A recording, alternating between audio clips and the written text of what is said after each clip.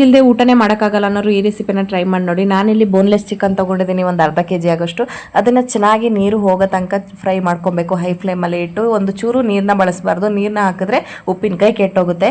ಅದಕ್ಕೋಸ್ಕರ ಅಂತೇಳಿ ಒಂದು ಪಾತ್ರೆಯಲ್ಲಿ ಮತ್ತೆ ಏಲಕ್ಕಿ, ಲವಂಗ, ಚಕ್ಕೆ, ಸ್ವಲ್ಪ ಮೆಂತೆ, ಜೀರಿಗೆ, ಧನಿಯಾ ಕಾಳನ್ನ ಹಾಕಿ ಚೆನ್ನಾಗಿ ಹುರ್ಕೊಂಡು ಪೌಡ್ರ್ ಮಾಡಿ ಇಟ್ಕೊಬೇಕು. ಮತ್ತು ಇಲ್ಲಿ ಪ್ಯಾನಲ್ಲಿ ಎಣ್ಣೆ ತೊಗೊಂಡು ಚಿಕನ್ನ ಹಾಕ್ಕೊಂಡು ಚೆನ್ನಾಗಿ ಡ್ರೈ ಮಾಡಬೇಕು. ಅದಕ್ಕೆ ಸ್ವಲ್ಪ ಉಪ್ಪು, ಅರಿಶಿನ ಪುಡಿ ಹಾಕಿ ಚೆನ್ನಾಗಿ ಡ್ರೈ ಮಾಡ್ಕೊಂಡಿದ್ದೀನಿ. ಚಿಕನ್ ಈ ಥರ ರೆಡ್ ಕಲರ್ ಬಂದಾಗ ಅದನ್ನು ಸಪ್ರೇಟಾಗಿ ಒಂದು ಪಾತ್ರೆಗೆ ತೆಗೆದು ಇಟ್ಕೊಬೇಕಾಗುತ್ತೆ. ನೀಟಾಗಿ ನೋಡ್ಕೊಬೇಕು ಚೆನ್ನಾಗಿ ಬೆಂದಿದೆಯಾ ಇಲ್ಲ ಅಂತ. ಇಲ್ಲ ಒಂದು ಚೆನ್ನಾಗಿ ಬೆಂದಿಲ್ಲ ಅಂದರೂ ಪೂರ ಹಾಳಾಗೋ ಚಾನ್ಸಸ್ ಇರುತ್ತೆ. ನಾನಿಲ್ಲಿ ಶುಂಠಿ ಬೆಳ್ಳುಳ್ಳಿ ಪೇಸ್ಟ್ ತೊಗೊಂಡಿದ್ದೀನಿ, ಮನೇಲೇ ಮಾಡಿರೋದು. ನೀವು ಮನೇಲೇ ಮಾಡಿ ತೊಗೊಳ್ಳಿ.